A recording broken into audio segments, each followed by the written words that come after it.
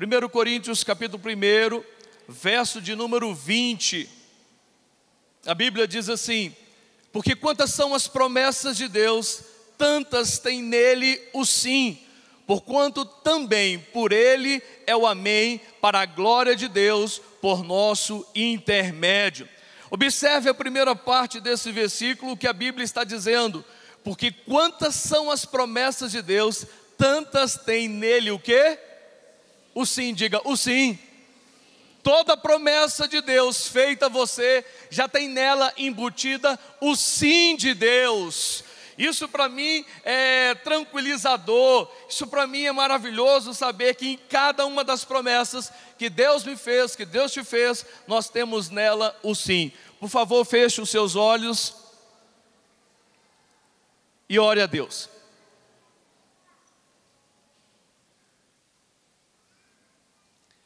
Se dirija a Ele, lembrando inicialmente das promessas que Ele te fez.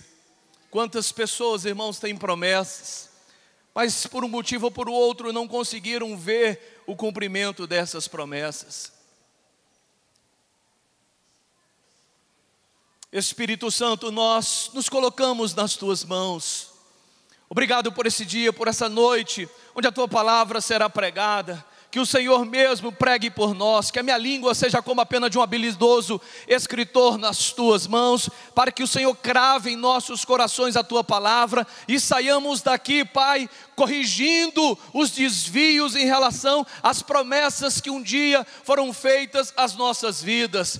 Pai, nós estamos convencidos de que a Tua palavra é poderosa para dirimir qualquer tipo de dúvida e nos esclarecer aquilo que nós precisamos fazer para nos enquadrar dentro das Tuas promessas e assim ver o cumprimento de cada uma delas. A Ti nós queremos oferecer honra, glória e majestade para sempre, porque declaramos que não há outro Deus além de Ti. Obrigado, Espírito Santo, por saber que o Senhor é Deus e que vai nos conduzir a toda a verdade na noite de hoje. É o que nós oramos, agradecidos sempre em nome do Senhor Jesus. Todo o povo de Deus diga amém.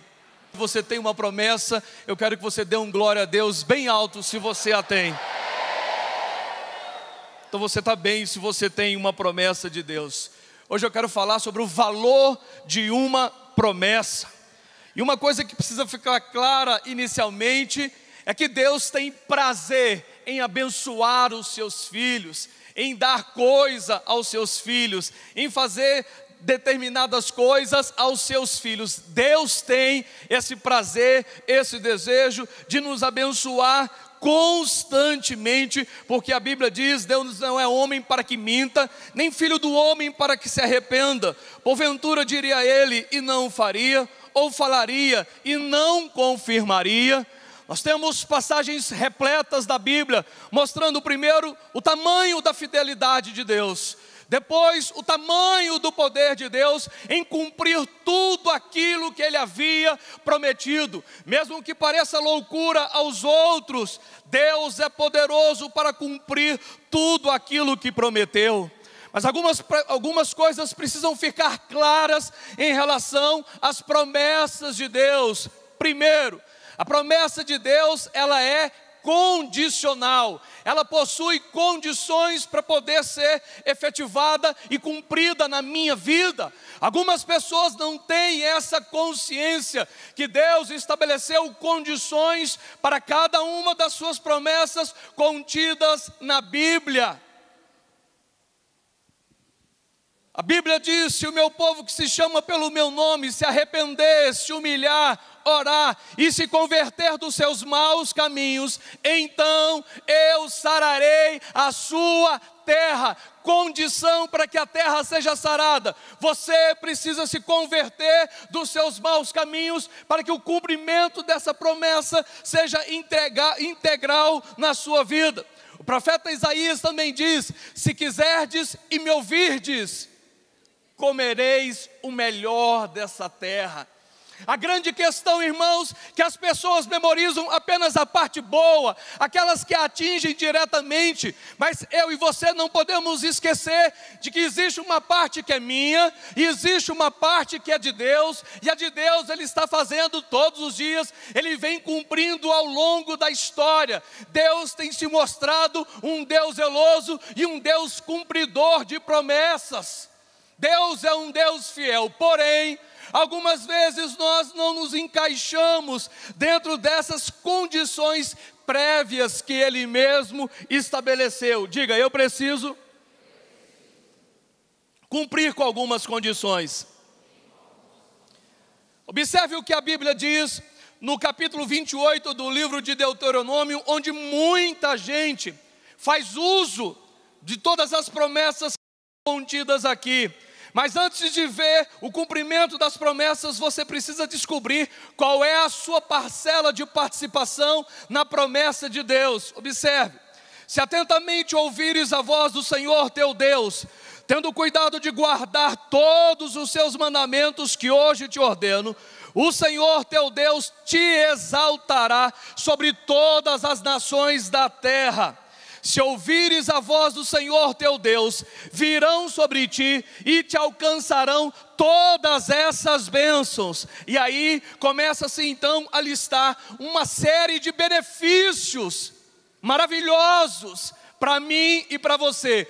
Mas antes do benefício, ele está dizendo que nós precisamos ter o cuidado, atenção especial, primeiro, de ouvir a sua voz. Ninguém consegue obedecer sem antes ouvir. É muito difícil você obedecer uma ordem, um comando, uma palavra, se você não escuta. Por isso a Bíblia está dizendo, clara e audivelmente para todos nós, se atentamente você ouvir a voz do Senhor e obedecer, se farão todas essas coisas. Quando o Senhor chamou Samuel, depois da destruição da casa do profeta Eli, Ele chamou por Samuel 3 vezes, antes de efetivar o que ele iria fazer. Mas ele teve que se certificar de que Samuel ouvia a sua voz. A terceira vez que ele foi em busca do profeta, para poder entender quem estava chamando, o profeta entendeu que Deus queria falar com Samuel e diz: a próxima vez que ouvir uma voz como essa, diga, fala que o teu servo ouve. E essa expressão no hebraico significa, fala porque eu tenho a intenção de cumprir tudo aquilo que o Senhor me mandar fazer. Havia o interesse de Samuel em obedecer a Deus, e quando existe esse interesse no meu e no seu coração, de obedecermos a Deus, Ele vai falar 1, 2, 3, 4, 10 vezes, porque Ele sabe, o dia que você entender que Ele está falando, você vai obedecê-lo integralmente. Deus sempre vai nos procurar para poder clarear e clarificar a sua vontade na minha e na sua vida. Observe, irmãos, algumas coisas que a Bíblia diz. Deus nos promete paz em todo instante, em toda circunstância. A paz, ela é atemporal, ela independe de uma circunstância que eu estou ou que você esteja envolvido, porque é uma promessa de Deus de nos conceder paz, mas existe condição para ela. O profeta Isaías, no capítulo 26, deixa claro a minha participação no processo do cumprimento da paz sobre a minha vida e a sua. O que a Bíblia diz em Isaías 26, verso 3, quem sabe de cor? O Senhor conservará, diga conservará, em perfeita paz, qualquer pessoa, qualquer ser vivo, qualquer um. Parece acepção de pessoas. Não, irmãos, Ele está declarando como essa paz será firmada no meu e no seu coração. O Senhor conservará em perfeita paz aquele cujo propósito é firme, porque confia em ti. Ou seja, se eu não tenho propósito firme, essa paz não se instalará no meu coração e na minha vida em tempo algum. Essa semana eu começo um propósito de oração e jejum. Vou jejuar 7 dias. No segundo dia você abdica daquele jejum, daquela oração que você havia proposto no seu coração. Abandona aquele projeto que Deus não te pediu, mas prontamente você ofereceu a Ele. Eu vou ajudar aquela pessoa durante esse mês, ela está desempregada, eu vou ofertar na vida dela. A hora que você vê o valor que você propôs, falou, não, é muita coisa, eu estou apertado esse mês, eu não vou fazer. A Bíblia está dizendo, irmãos, que essa pessoa que vive fazendo propósitos diante de Deus e não os cumpre, a paz de Deus nunca alcançará o seu coração, a despeito de ser uma promessa de Deus real para mim e para você. Essa é a condição da paz chegar à minha vida, manter meus propósitos firmes diante de Deus. Quais os propósitos que você tem aberto mão, abdicado por grau de dificuldade, por isso ou por aquilo? Lembre-se a partir de hoje, que todas as vezes que você abdicar de um propósito, você está abrindo mão da paz de Deus penetrar profundamente na sua vida. Aquela paz que excede a todo entendimento, você não sabe como, nem porquê, você consegue sentir aquela tranquilidade em meio a tanta tribulação, em meio a tanta dificuldade. A paz de Deus que excede a todo entendimento. Será que eu e você temos nos ajustado a esse projeto de bênção na minha e na sua vida? Segunda coisa, quando Deus nos promete prosperidade, qual é a participação dele e qual é a minha? Deus está falando que vai prosperar quem? Primeiro, os fiéis. Não é qualquer pessoa, irmãos. Algumas orações são incorretas diante de Deus, não tem valor espiritual nenhum, porque elas não se enquadraram e nem se encaixaram dentro das prerrogativas que Ele criou. Por isso Deus não é injusto. Por que Deus não cumpriu ainda aquela promessa na minha vida de fazer isso ou aquilo outro? Talvez porque você não tenha se encaixado ainda dentro desse ponto específico de prosperidade, de ser fiel a Ele. Hoje eu tenho certeza que Deus está esclarecendo uma série de dúvidas que pairam no seu coração sobre as suas promessas. Segunda coisa, a promessa de prosperidade é para quem? Para os generosos, diga generosos. Dai e ser-vos-á dado. O generoso, diz a Bíblia, será acumulado de bênção. Então nós queremos a última parte, a prosperidade, o benefício de Deus. E quando falo prosperidade, não falo apenas a dinheiro, porque seria muito pouco, muito baixo, muito insignificante vincular prosperidade apenas a dinheiro. Prosperidade significa um dia melhor do que o outro, amanhã melhor do que hoje, hoje melhor do que ontem. Então, nós precisamos entender que para que essa prosperidade se instale na minha e na sua vida, dentre outras coisas, nós precisamos ser generosos. Diga, generosos. Com algumas exceções, toda regra tem a sua exceção, mas está provado por pesquisas diversas que o ser humano está se tornando cada dia mais individualista, pensando só em si mesmo, e esquecendo das necessidades alheias, esquecendo-se que vive em uma comunidade, em uma sociedade, onde pessoas têm necessidades diversas, não só financeira, onde eu posso ajudar o irmão, onde eu posso ser generoso com uma palavra, com um abraço, com um carinho, com um olhar, mas não fazendo isso, eu estou impedindo que a prosperidade de Deus se instale e se cumpra na minha vida. Quem vai receber essa prosperidade, essa longevidade de vida? Filhos que honram pai e mãe, porque esse é o primeiro mandamento com promessa, para que tudo te vá bem e os teus dias se prolonguem sobre a face da terra. Primeiro mandamento com promessa: honrar pai e mãe. Honra papai e mamãe, meu filho. está lembrado de toda a dificuldade, de todo o sacrifício que eles fizeram, estão fazendo e garantem fazer até o final da vida, porque filho não deixa de ser filho. Meu filho casou-se, mas ainda eu tenho uma participação e uma responsabilidade com ele, minha nora e futuramente com os meus netos. Ele nunca deixará de ser meu filho. Mas a Bíblia está dizendo: quer viver bem sobre a face da terra? Além de tomar vitamina, de ter o cuidado com a sua saúde, honre seu pai e sua mãe, para que tudo te vá bem. Quanto tempo você não fala com seu papai, com sua mamãe? Quanto tempo você não dá um presentinho, não mete a mão no bolso para reconhecer? Está aqui uma lembrancinha para a senhora, para o senhor. Passei no lugar, vi o presente, sua cara, está aqui meu pai, está aqui minha mãe.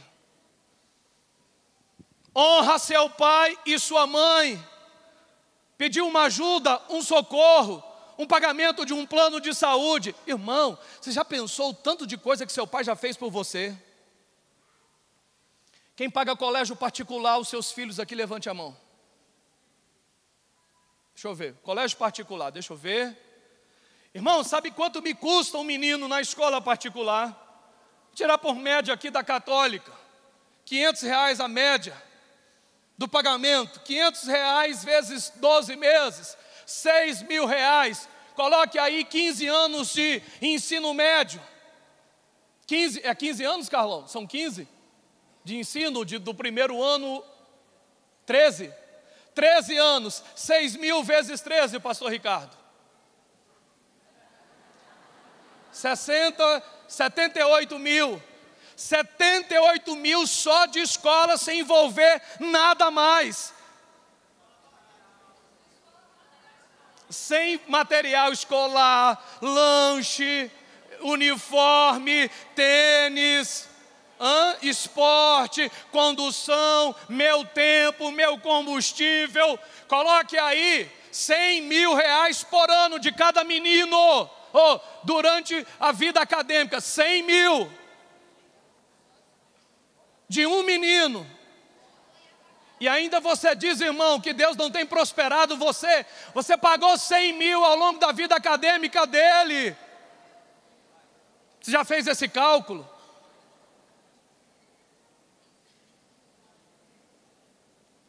O que esse menino está fazendo com você que não te honrou ainda? Um dia eu saí com o pessoal aqui da igreja, meu filho saiu conosco. E eu estou lá na boa, comi os negocinhos e tal. Eu falei, vamos ver o que vai dar hoje. Na hora de acertar a conta, quando eu fui levantar, ele bateu no meu ombro. Fica tranquilo, pai, vou pagar. Eu falei, meu Deus, o cara virou homem mesmo.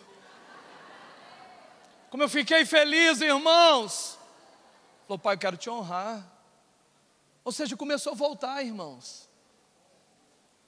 Todas as vezes que eu viajo, trago um presente para o meu pai. Ao ponto do meu pai chegou, não me traga mais nada, porque você já me deu demais. Eu falei, tá bom, obrigado. Honre pai e mãe, porque esse é o primeiro mandamento com promessa. Olha a condição para que tudo te vá bem. Honre seu pai e sua mãe. Diga, a partir de hoje, eu vou honrar mais minha mãe e meu pai. Talvez você esteja pensando aí no seu lugar, dentro do seu coração, ele não é gente boa, ou ela não é gente boa, não merece. A Bíblia não escreveu aqui, nem abriu parênteses. Honre pai e mãe, abre parênteses, só o gente boa, só os bonzinhos, só os maravilhosos, fecha parênteses, para que tudo te vá bem na sua vida. Disse isso? Não, irmão, a Bíblia não classificou o tipo de pai que vai receber o benefício da honra. A Bíblia está dizendo, honre seu pai e sua mãe. Isso aqui é ao lado dos jovens. Eu não vi nem um amém, nem um glória a Deus forte. O cara me namora, primeiro mês, aliança de prata com brilhante. Primeiro mês, não sabe nem se vai dar certo. Comemora 30 dias de namoro no restaurante. Compra um ursinho de pelúcia, ou uma bijuteria, ou um negocinho. Toma. a mãe que rasgou a barriga, ou teve normal, engordou, pegou estria, ficou acordada não sei quantos dias, quantas noites, verificando febre, dando comida, papinha, leite, amamentando, cuidando. O cara nunca me deu um presente para uma mãe dessa. Conhece a namorada 30 dias, te amo, te adoro, você é minha vida. Nunca conheci ninguém como você. I love you. Para a mãe dele, ele nunca disse: mamãe, te amo. Obrigado, viu? Minha mãe faleceu quando eu tinha 16 anos, como isso me fez falta ao longo da minha vida. Lembro que quando eu saía, eu voltava para casa, meu pai tinha uma condição não muito boa, e a carne ali em casa era extremamente regrada, era pedaço, não tinha aquele negócio de pegar quantos você queria. E eu sei que quando eu voltava, irmão é tudo igual em todo lugar, irmãos, é tudo fominha, ninguém lembra do outro. E minha mãe defendia o meu pedaço.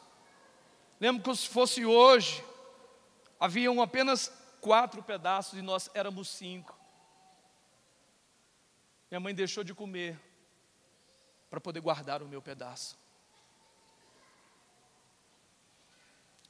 Falou, está aqui. Eu falei, a senhora comeu? Falou, não, não quero hoje.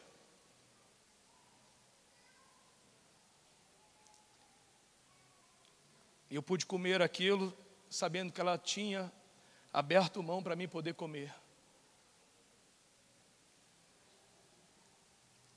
O primeiro dinheiro que veio para minha mão, quando eu vendia jornal, Correio Brasiliense, na rua, eu pude comprar um jogo de copo para ela. Para poder mostrar o meu carinho. E mostrar para ela que eu havia visto tudo que ela estava fazendo por mim. Como eu gostaria que ela estivesse viva hoje, aqui na igreja, com a condição que eu tenho hoje, de poder dar coisas muito melhores a ela, como reconhecimento de uma boa mãe, como eu gostaria. De poder honrá-la de maneira completamente diferente do que naquela época.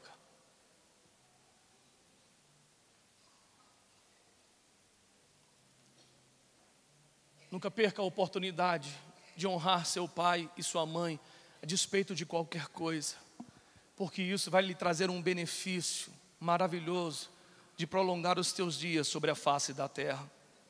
Primeiro, nunca esqueça que existem condições para as promessas de Deus serem cumpridas na sua vida, diga amém. Segunda coisa, a promessa se cumpre na hora certa, no tempo de Deus, no Kairos de Deus. Existem 2 tempos distintos, Cronos, que é o meu tempo, o tempo do homem, e existe o Kairos, o tempo de Deus, que muitas vezes não se assimila ao tempo humano, e nós queremos fazer com que esses 2 tempos possam se convergir, possam andar de mãos dadas. Talvez, algumas vezes, isso vai se dar adequadamente. Porém, outras, esse tempo pode ser completamente distinto do meu. E há muita gente se perdendo nessa etapa aqui, de reconhecer o tempo de Deus para o cumprimento da sua promessa. Nós vimos que a maioria absoluta tem uma promessa de Deus, e alguns já disseram até, isso não foi promessa coisíssima nenhuma, tem 10 anos que Deus prometeu, e isso não se cumpriu, porque você está avaliando segundo o seu tempo, segundo o seu relógio de 24 horas, você esqueceu que existe um tempo de Deus para cada propósito aqui na terra. Existe um tempo de Deus exato para a minha vida e para a sua vida. O tempo de Deus se chama perseverança, previdência, providência, descanso, fé inabalável para você poder esperar essa promessa. Irmãos, eu tenho tanta promessa, mas tanta promessa, uma coisa absurda. Um dia, a pastora Noide, a missionária, esteve aqui falando sobre as promessas de Deus. E com certeza você já teve promessas de Deus que Deus disse 5, 10, 15 vezes a mesma coisa. Por que Deus está dizendo 5, 10, 15 vezes a mesma coisa em relação à mesma promessa? Ele está dizendo: ei, eu estou lembrado que prometi a você, por isso mais uma vez eu estou reforçando aquilo que eu quero cumprir na sua vida. A Bíblia diz, certa vez falando de Abraão, um homem já de idade avançada, com um corpo amortecido, cuja mulher era estéril. Diga, Sara era estéril. Mesmo Sara sendo estéril e Abraão de idade avançada, Deus disse: farei de você pai de multidões, como a areia do mar.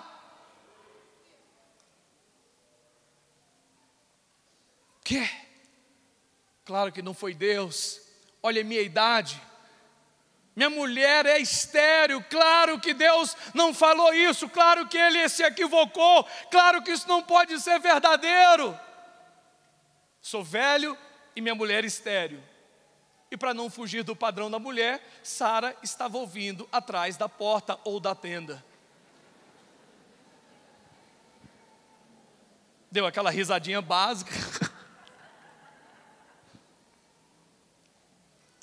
Falou: esse anjo aí não deve ser de Deus, trouxe a mensagem errada.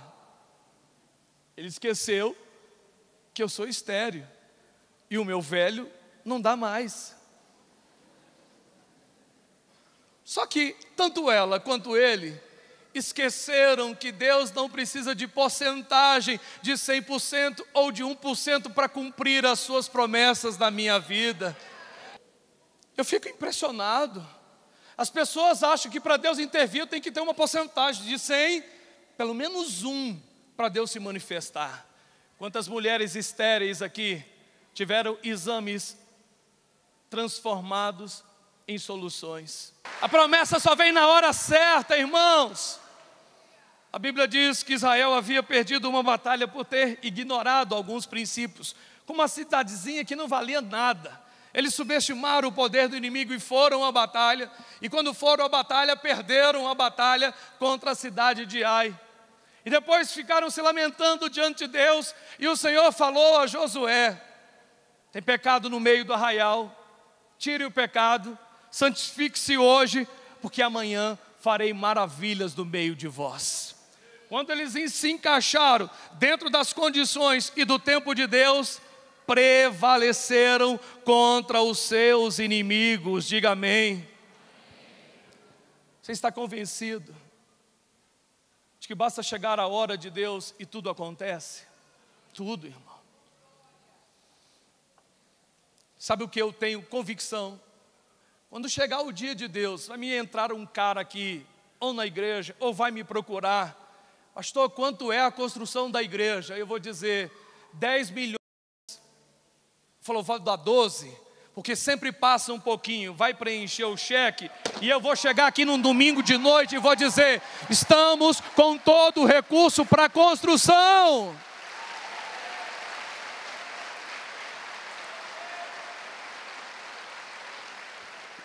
Eu fui convidado pelo pastor Léo para ser representante oficial num congresso que vai acontecer em outubro, nos Estados Unidos. E ele me disse: eu sei que você tem um propósito de construir a igreja. Tem uma hora nesse congresso onde dezenas de empresários, com pastores e missionários, se sentam em mesas específicas. Ninguém sabe de necessidade de ninguém. E ele disse: você pode estar sentado em uma mesa, pode sentar um empresário e diga: o que você precisa na sua igreja, pastor? Aí eu vou dizer: em dólar ou em real?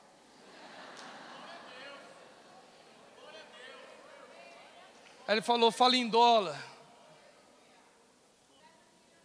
$7 million. Eu já vou com essa frase na minha boca. Você está brincando? Eu acredito num Deus que move pessoas, irmãos. Eu acredito que Deus pode todas as coisas, todo dia e toda hora. Quando nós estávamos ainda no subsolo, eu dizia do elevador: a igreja terão 8 pisos, 2 elevadores. Aquela igreja que está ali, ó, aquele projeto exposto ali, ó, 2 elevadores para 8 andares. Você duvida? E eu dizia isso ainda quando nós estávamos no subsolo. Terceira coisa que você precisa entender: reivindique e faça lembrado a Deus as suas promessas. Diga: eu vou reivindicar a partir de hoje todas as promessas de Deus. Abra sua Bíblia no livro de Neemias, capítulo 1.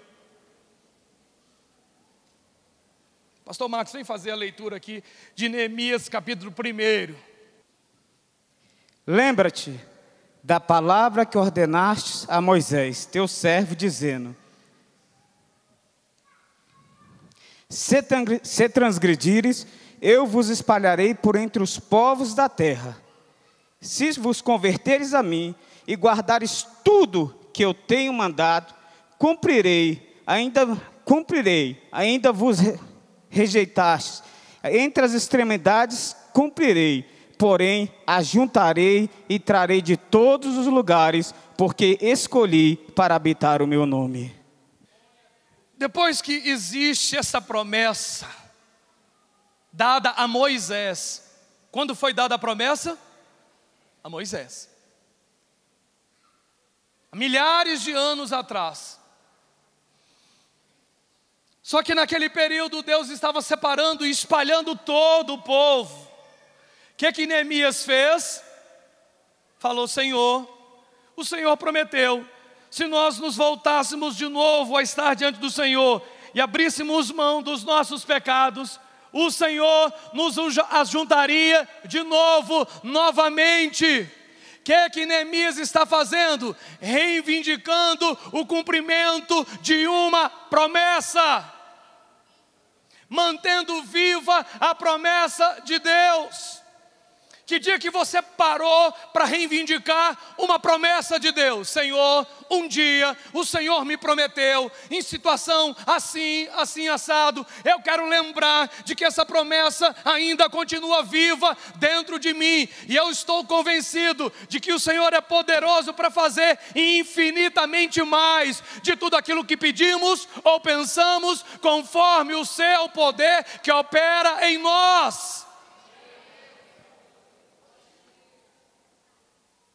Um dia, Deus levantou uma pessoa para poder reacender uma promessa. E Deus foi muito claro comigo: anota tudo que eu te disser a partir de agora. A pessoa estava profetizando, eu anotando. Depois ainda perguntei para minha esposa se eu havia esquecido alguma coisa. Falou: não, em síntese está aí a promessa de Deus. Isso já tem algum tempo. Eu guardei dentro de um livro, para não amassar. Outro dia eu estava sozinho lá em casa. Eu peguei o bendito papel, fiquei olhando para ele. Falei: é grande. Eu não posso. Ninguém pode. Eu falei: Senhor, o Senhor mandou eu anotar. O Senhor que mandou. Então eu quero mais uma vez lembrar o Senhor que o Senhor mandou eu anotar. Aí eu fui lendo assim: Senhor, não foi eu que me chamei a irmã, não fui eu que pedi, o Senhor que pediu para eu anotar.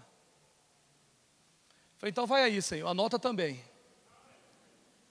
O Senhor me disse que eu teria isso, assim, assado, do jeito que eu queria. Eu coloquei aqui o que eu queria, do jeito que eu queria, como eu queria. E fui falando. O Senhor mandou eu anotar. Eu quero dizer ao Senhor que eu acredito na sua fidelidade. Está aqui. Aí Deus falou no meu coração: você acha que eu esqueci o que eu mandei você anotar? Eu quero te dizer, dentro disso que eu mandei você escrever, a maior alegria é minha em te fazer feliz. Na hora me veio o texto: eu aqui sei que pensamentos tenho a vosso respeito, pensamentos de paz e não de mal, para vos dar o fim que desejais. Aí eu disse: de fato, meu Deus, Tu és o meu Deus e pode todas as coisas. E eu quero encerrar essa palavra com um texto maravilhoso, tremendo, de Deus aqui, para você nunca mais esquecer o que você acha que está faltando na sua vida. Nunca mais você vai questionar a promessa de Deus, o tempo de Deus, a maneira de Deus fazer na sua vida, porque você vai entender o que a Bíblia diz. Por favor, fique de pé no seu lugar.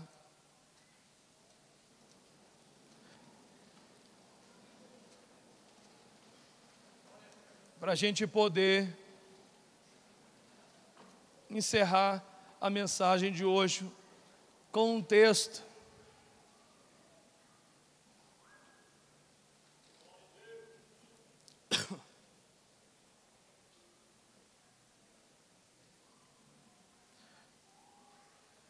de 2 Pedro, capítulo 3, verso 9, apenas a parte A. O Senhor não retarda a sua promessa, ainda que alguns a tenham por tardia. Ainda que você pense que essa promessa está demorando demais, o Senhor não vai retardar aquilo que prometeu a você. Por favor, feche os seus olhos.